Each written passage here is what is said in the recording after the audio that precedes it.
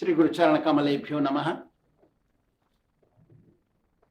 श्री सूत गोस्वामी जी कहते हैं कि परीक्षित महाराज को मालूम पड़ गया था कि वो 7 दिन तक जिंदे रहेंगे, 7 दिन बाद ही मरेंगे, उनको पता पड़ गया।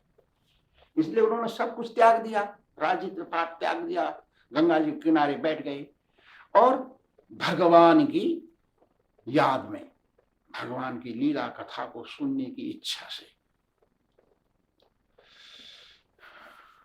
उन्होंने धर्म, अर्थ और काम 3 चीज त्यागे।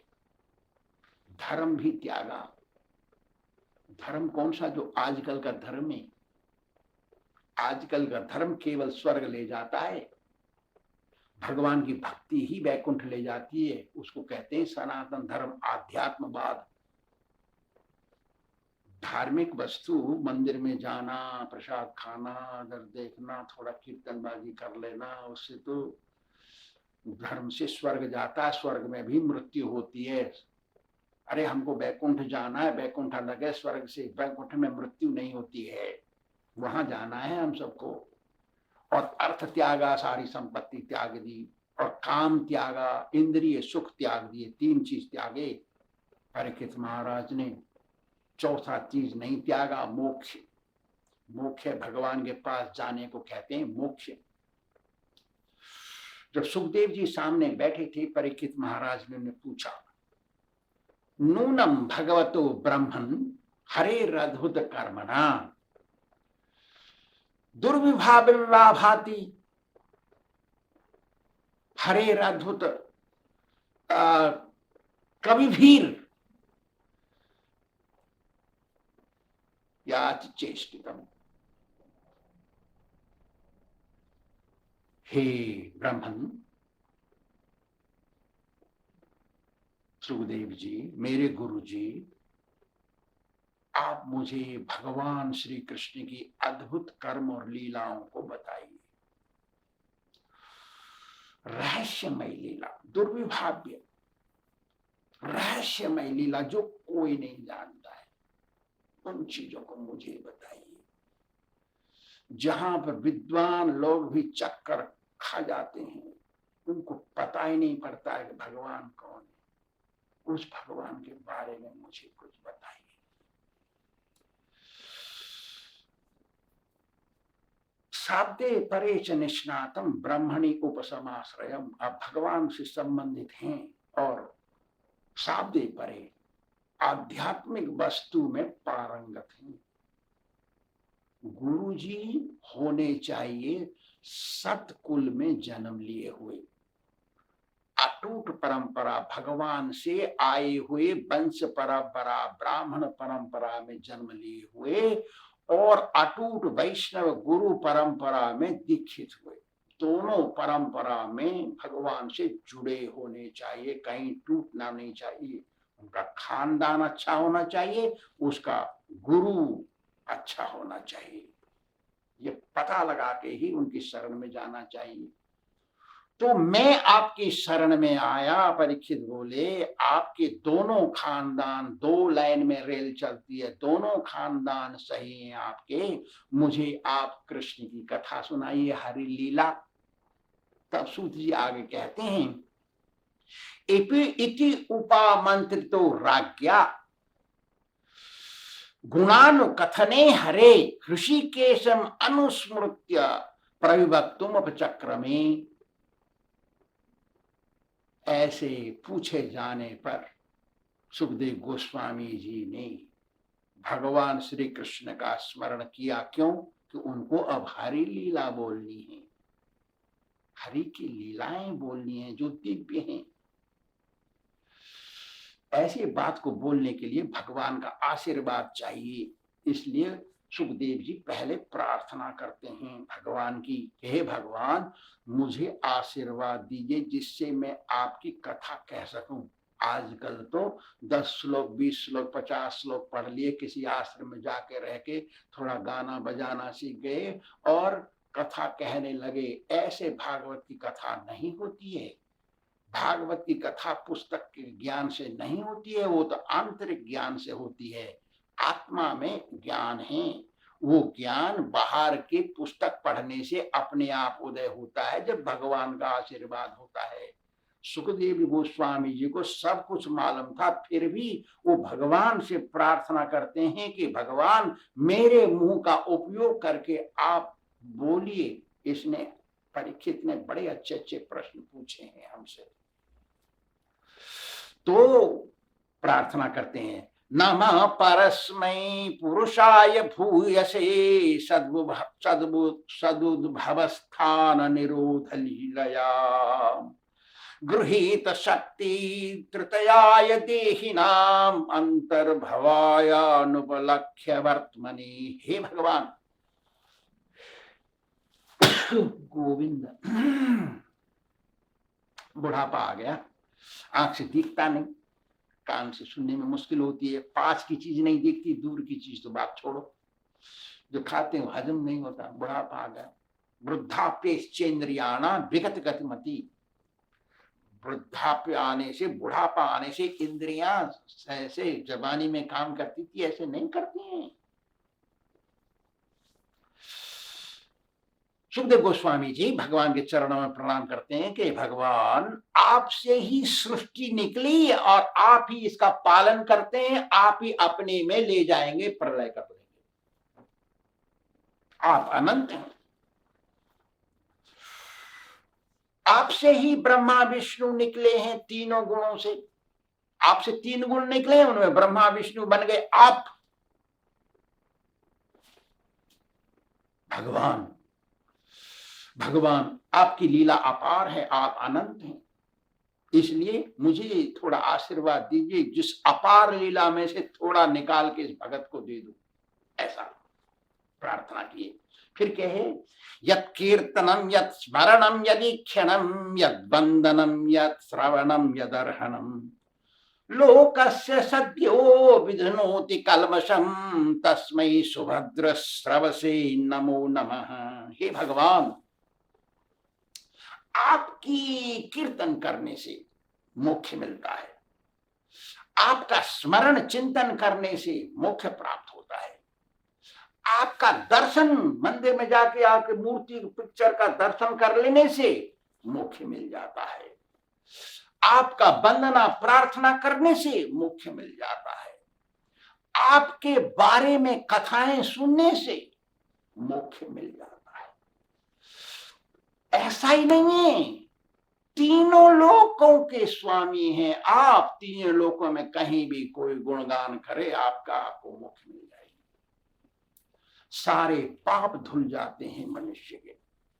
इसलिए हे भगवान, मैं आपको प्रणाम करता हूं, मुझे आशीर्वाद दीजिए। फिर कहते हैं, किरात हूणांध्र पुलिंद पुलकसा आभीर शुंभाय वना खसादय ये नीच पापा यदपाश्रयाश्रया शुद्ध्यन्ति तस्मै प्रभ विष्णवे नमः।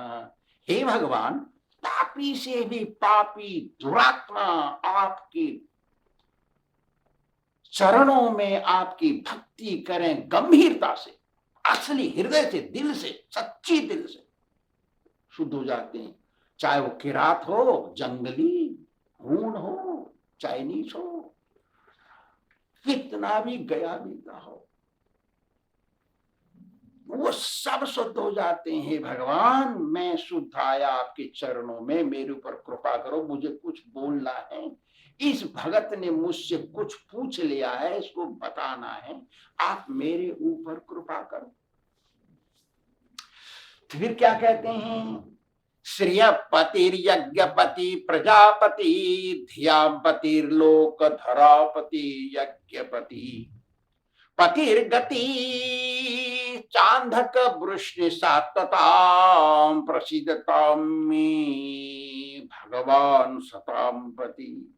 हे भगवान, आप सताम पति हैं, संत जनों के आप भगवान, अपने भगत के कृपालु हैं, उनको कृपा प्रदान करते हैं, उनके पूज्य हैं आप, आपको संत जन पसंद हैं, आप लक्ष्मी के पति हैं, आप पृथ्वी के पति हैं, आप यज्ञ के पति हैं, आप प्रजाओं के पूरे प्रजा के पति हैं, देवताओं के पति हैं, आप विद्वानों के, महात्मा ऋषि मुनि ज्ञानी ध्यानियों के पति हैं,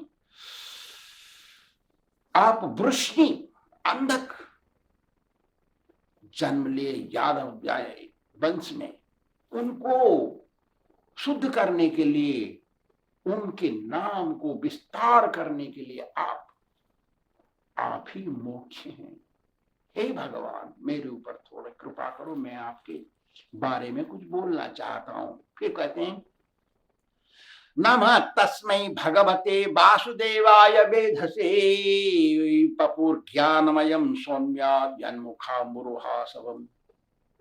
जैसे एक भौरा जाता है, फूल के ऊपर बैठता है और उसका मकरंद पान करता है और पागल हो जाता है, ऐसे मदमस्त हो जाता है, खुश। पागल का मतलब यहाँ पागल दिमाग का पागल नहीं। हे भगवान, मैं आपको नमस्कार करता हूं। आप वासुदेव हैं, आप ही ज्ञान के भंडार हैं, आप ही की कृपा से मैं कुछ बोलूंगा। मैं आया आपके चरणों में, आप मुझे थोड़ा ज्ञान पिलाइए, मैं इसको पिलाना चाहता हूं।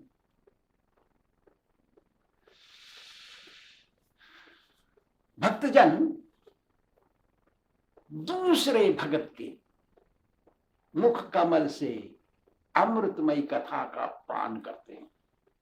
भक्तजन, भगत किसको कहते हैं? जिसके नाक में तिलक हो, गले में कंठी माला हो, हाथ में झोली माला जप करता हो, हरे कृष्ण कृष्ण कृष्ण हरे हरे, हरे राम राम राम हरे हरे, और गुरु, एक वैष्णव को गुरु बनाया हो, उसको कहते हैं वैष्णव। जो भगवान की पूजा में तल्लीन रहता है, अपने को भगवान का सेवक समझता है, उनके दिल से पूजा करता है, उसको कहते हैं भगत। और भागवत पढ़ गया भागवतेर स्थाने, चैतन्य महाप्रभु ने कहा कि भागवत की कथा केवल वैष्णव से सुननी चाहिए, दूसरे से नहीं। तो सुखदेव गोस्वामी कहते हैं, ओ परीक्षित, मैं कुछ नया तेरे को नहीं सिखाऊंगा, क्योंकि वैष्णव कभी नई चीज नहीं बताता। आपने सृष्टि करके कि साईं बाबा भगवान है, ऐसे नहीं कहता वो भगत। भगत तो कहता है शास्त्रों में जो लिखा है वो बताएगा। तो सुखदेव गोस्वामी कहते हैं, मैं तुमको कुछ नया नहीं बताऊंगा रे। अरे भगवान नारायण चतुर्भुज ने जो बताया ब्रह्मा जी को, 4 सिर वाले को, और ब्रह्मा जी ने जो अपने शिष्य नारद को बताया, नारद जी ने जो अपने शिष्य व्यास महर्षि को बताया, व्यास महर्षि से जो मैंने सीखा वही तेरे को सिखाऊंगा। इसको कहते हैं अटूट परंपरा। अटूट परंपरा में आया हुआ ज्ञान मस्त ज्ञान होता है, वही मोक्ष देता है। अपने आप कुछ बना लेना, ढकोसला सुना देना और गाना बजाना कर देना, थोड़ा नाच करा लेना, इससे कोई मोक्ष नहीं मिलने वाला। ये तो धंधा है। ना बोलने वाले को मोक्ष मिलता है, सुनने वाले की बात छोड़ो।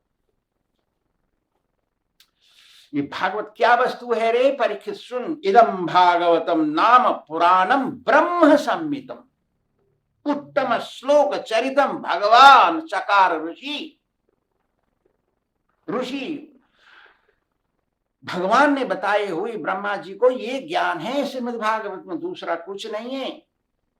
कह रहे हैं सुखदेव जी, निश्रेयसाय लोकस्य, ये केवल मनुष्य जीवन को मोक्ष देने वाली वस्तु है। इससे मिलेगा मोक्ष, गारंटी। भगवान का आशीर्वाद मिलेगा, सारे पाप कट जाएंगे। कितना भी पाप किया है तुमने, सब चले जाएंगे, गारंटी है, सत्य, इमीडिएटली, अंग्रेजी, तुरंत खत्म हो जाएंगे। ऐसे जैसे कपूर उड़ जाता है, ऐसे उड़ जाएंगे पाप। जैसे ताली बजाने से पक्षी सब पेड़ में से उड़ जाते हैं, ऐसे उड़ जाएंगे पाप, भाग जाएंगे, छोड़ो हमको, छोड़ो, ऐसे बोलेंगे। तो अरे परीक्षित, अधितमान द्वापराधो पितुर्द्वैपायनादहम, मेरे को द्वैपायन ऋषि, मेरे पिता ने, व्यास महर्षि ने सिखाया द्वापर के अंत में, उसी को मैं तुझे सुनाने जा रहा हूं। वो क्या चीज है? श्रीमद् भागवत क्या चीज है? कृष्ण स्वधामोपगते धर्म ज्ञानादि भी सह कलौ नष्ट तृषामेश पुराणार्को धुनोदिता। जब भगवान इस दुनिया, भगवान कृष्ण इस दुनिया से जाने लगे तो धर्म, असली धर्म को और असली ज्ञान को अपने साथ ले गए। कह रहे हैं सुखदेव जी परीक्षित को, परीक्षित सुन रहा है, कह रहे हैं ये चीज ले गए भगवान अपने साथ। जो असली ज्ञान और असली धर्म है ये भागवत में है, इसलिए पुराणार को धुनोदिता। इस संसार में भागवत सूर्य के समान है, अलग नहीं है। सूर्य जैसे उदय होता है अंधकार भाग जाता है, ऐसे ही श्रीमद् भागवत का ज्ञान जिसको आ जाता है अंधकार में पाप सब भाग जाता है, उसको गारंटी से मोक्ष मिलता है। यह है श्रीमद् भागवत। इस प्रकार से कहते हुए सुखदेव गोस्वामी शुरू करते हैं श्रीमद् भागवत। श्री राधा गोविंद भगवान की